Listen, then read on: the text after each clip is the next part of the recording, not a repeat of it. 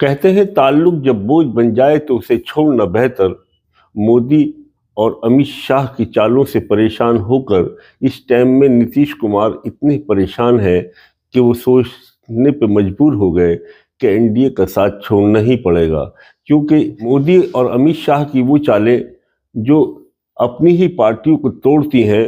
जैसा कि उन्होंने देखा कि महाराष्ट्र के अंदर उद्धव ठाकरे के साथ की जो पार्टी थी उसी के दो टुकड़े किए। इसी तरह से मोदी और शाह को नीतीश कुमार की पार्टी में यानी जेडीयू में एक शिंदे की तलाश है, और शिंदे के रूप में उनके पास में लल्लन सिंह और संजय झा मौजूद है।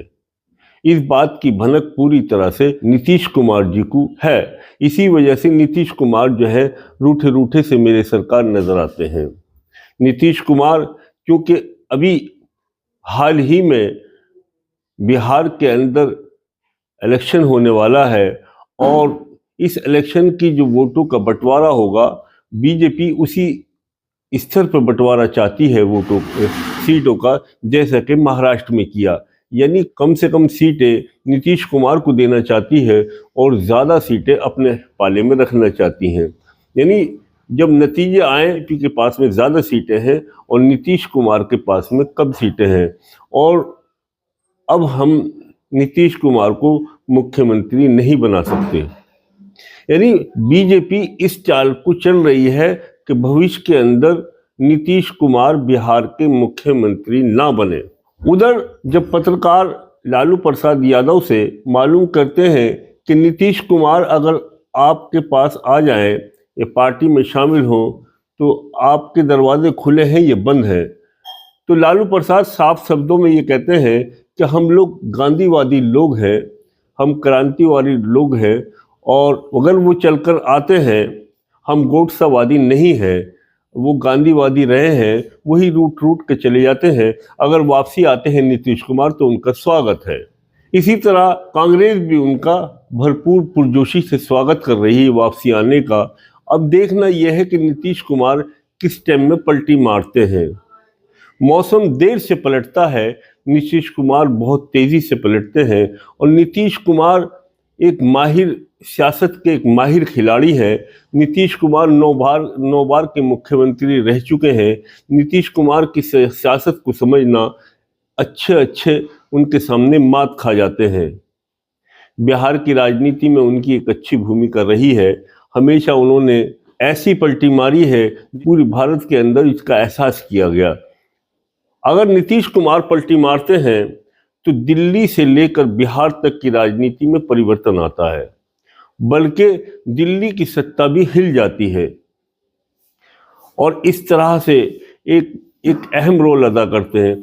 यानी नीतीश कुमार आज पहली बार पलटी नहीं मार रहे, इससे पहले भी 8 मर्तबा वो पलटी मार चुके हैं, और इस बात को उनको पलटू राम भी कहा जाता है।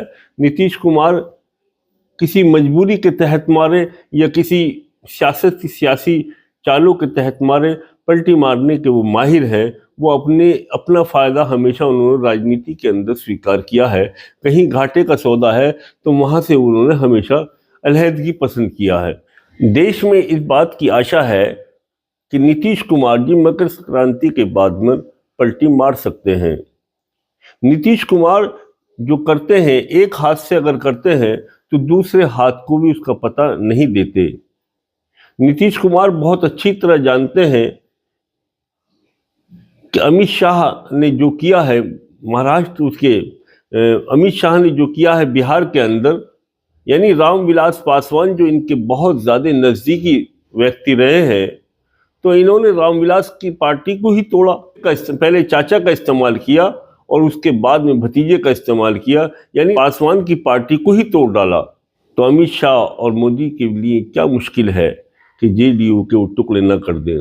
इस बात की तो अनुमान और शंका उस वक्त से ही लगाई जा रही है जिस वक्त नीतीश कुमार जी ने बैसाखियों के रूप में अमित शाह और मोदी जी का साथ दिया और एनडीए की सरकार बनी। उस वक्त से ही लोगों का ये कयास आराइयाँ है कि अब जेडीयू समाप्त हो जाएगी, क्योंकि ये व्यक्तिगत जितने भी 12 इसके सांसद हैं जेडीयू के, ये उनसे व्यक्तिगत अलग अलग मुलाकातें कर रहे हैं और उनके विधायकों से भी अलग अलग मुलाकातें चल रही हैं। इस बात की भनक जो है नीतीश कुमार को लग गई है। नीतीश कुमार अब समझने लगे हैं कि अमित शाह और मोदी जी हमारे सांसद ही नहीं, हमारे विधायकों को भी तोड़ने की रणनीति बना चुके हैं। इसी वजह से बहुत जल्दी करके हो सकता है कि मकर संक्रांति के तुरंत बाद जो है नीतीश कुमार जी एनडीए से इस्तीफा दे दें और इंडिया में शामिल हो जाएं। यही वो महीना है पिछले साल जब नीतीश कुमार इंडिया गठबंधन से निकलकर एनडीए में शामिल हुए थे। अब वही पल, वही वक्त फिर दोबारा आ रहा है कि नीतीश कुमार एनडीए का साथ छोड़कर इंडिया गठबंधन में शामिल होने जा रहे हैं। इस बात की पूरी तरह से संभावना नहीं है, बल्कि यकीनी तौर पर कहा जा सकता है, क्योंकि नीतीश कुमार जी ने देखा जो हाल उद्धव ठाकरे की पार्टी का हुआ महाराष्ट्र के अंदर। उद्धव ठाकरे की पार्टी को तोड़ा गया और एकनाथ शिंदे को मुख्यमंत्री बनाया गया। उसके बाद में जब 2024 का चुनाव होता है तो भाजपा इस बात को पूरी तरह से तय कर लेती है कि एकनाथ शिंदे को न घर का छोड़ेंगे न घाट का छोड़ेंगे। एकनाथ शिंदे अब दोबारा मुख्यमंत्री नहीं बनेंगे और बीजेपी का ही मुख्यमंत्री होगा। और उन्हें अपना बीजेपी का मुख्यमंत्री बनाया।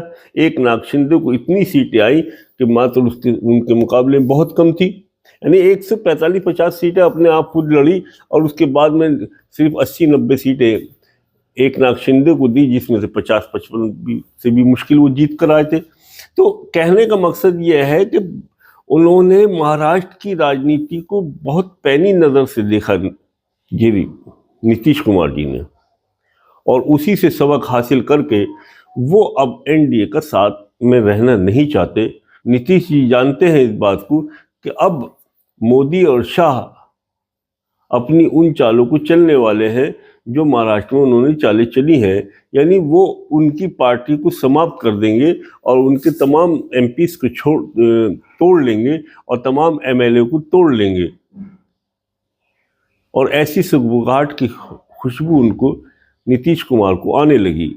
इसी वजह से जब देखा गया है कि नीतीश कुमार जब खामोशी अख्तियार कर लेते हैं, जब चुप चुप रहने लगते हैं, तो अब समझ लो कि सियासत के अंदर कोई भूचाल आने वाला है, कोई हंगामा होने वाला है।